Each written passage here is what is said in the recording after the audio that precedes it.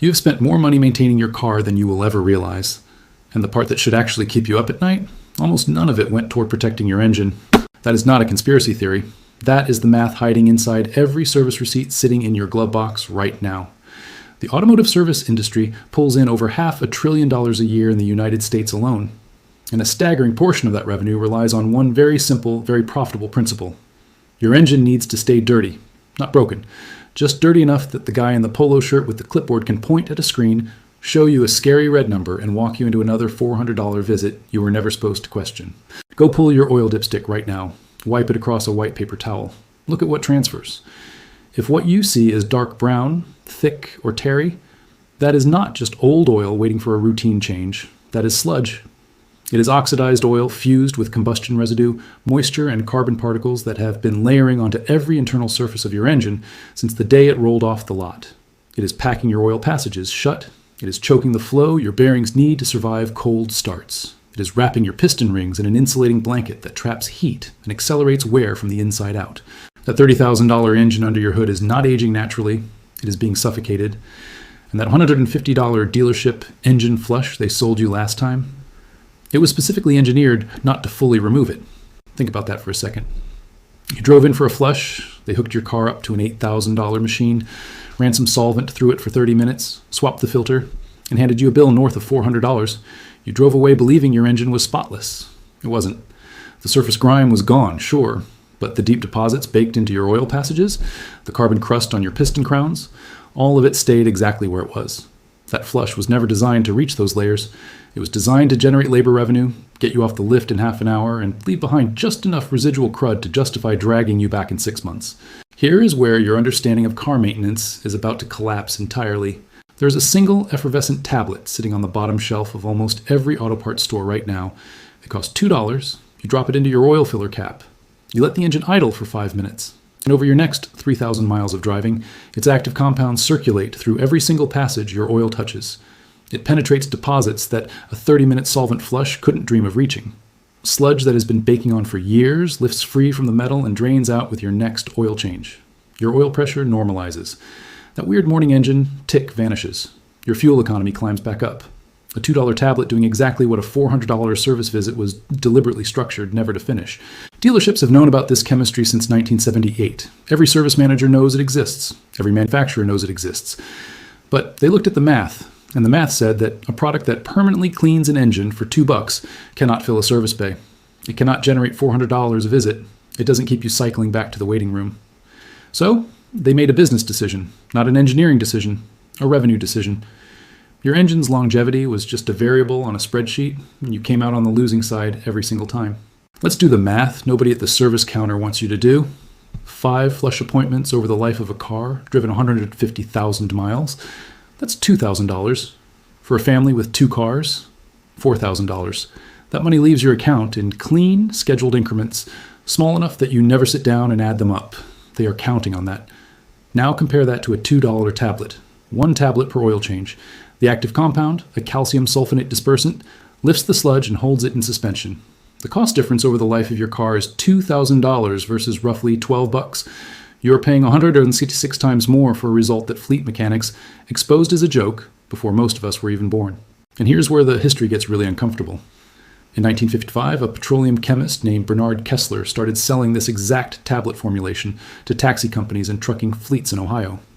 These fleets track engine life the way a casino tracks chips. An engine overhaul hits their profit margin directly. Their data was audited, and it was undeniable.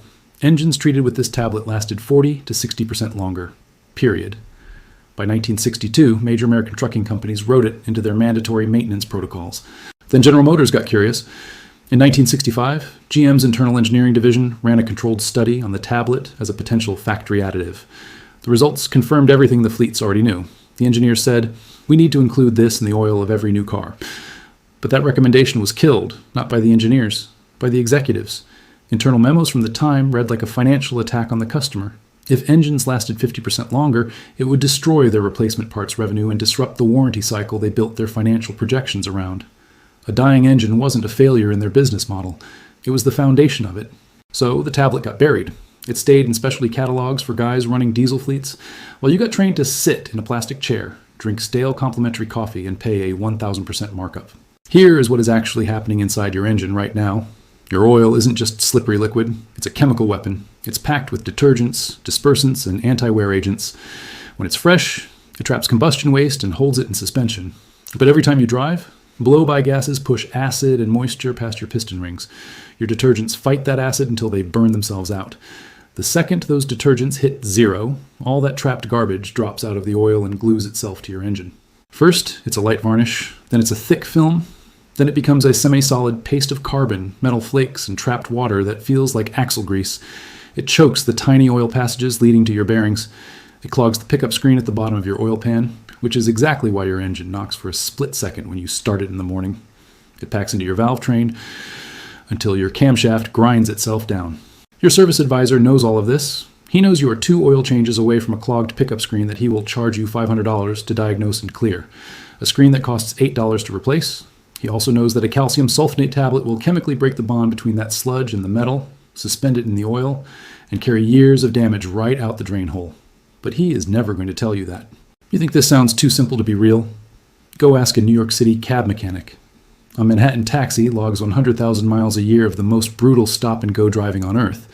They've been dropping detergent additives into their engines since the Kennedy administration. The United States Postal Service? Their mail trucks never reach full operating temperature. They are literal sludge factories. USPS has used this chemistry for 30 years to keep their fleets alive.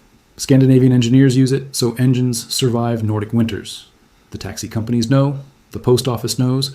The racing teams know. The only person who was never handed the memo is you. Here is your exit strategy. It is so easy it almost feels insulting. Drive to AutoZone, O'Reilly, Napa, or Advance Auto.